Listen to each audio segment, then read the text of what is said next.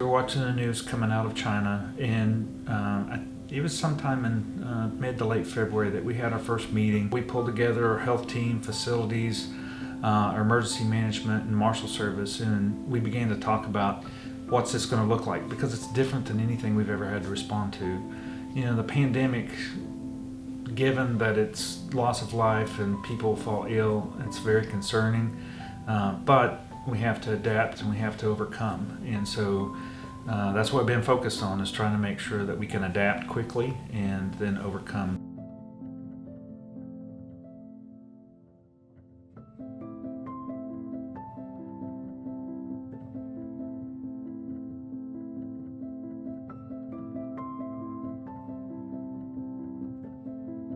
We began to focus and try to find ways to acquire food. We went to commercial restaurant suppliers.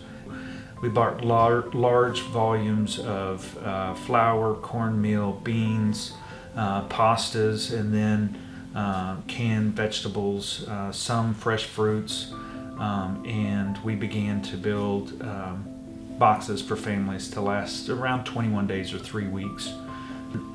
Throughout the months, as we began to grow, we worked with USDA for disaster household distribution to get some of those foods.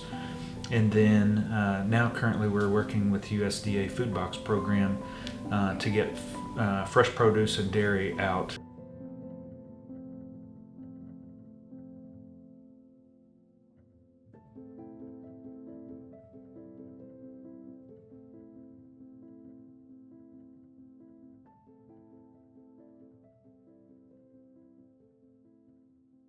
You know, it really shows the spirit of Cherokees of coming together, working in the spirit of Gadugi, and helping one another and those that really need it.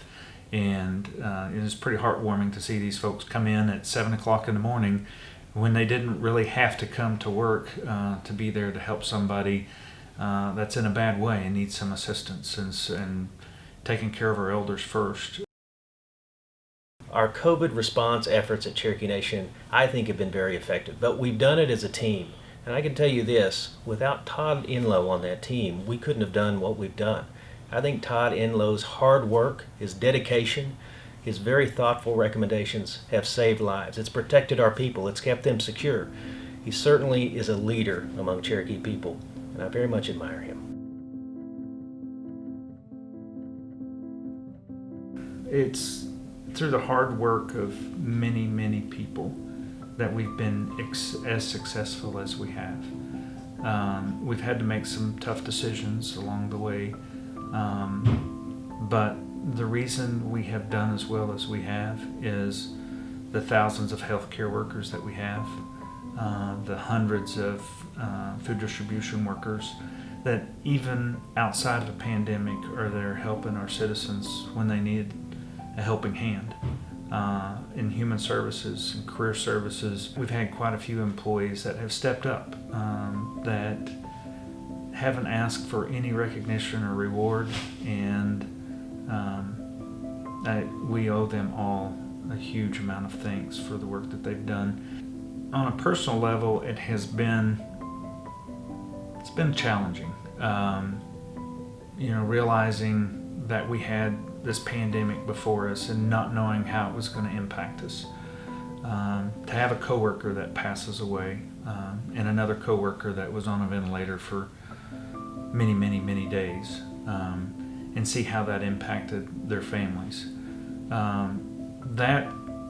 That's what's been frustrating and challenging to me. In spite of all the efforts and things that we try to do, we're going to suffer some loss through that. On the flip side, I wouldn't want to be anywhere else. I've worked other places. I've experienced different things throughout my lifetime. But my wife summed it up pretty well a few weeks ago. And my kids asked me, do you like your job? And before I could answer it, she said, yeah, this is the only place you should be. Because I get to help preserve the language. I got to help our citizens strive for a better life.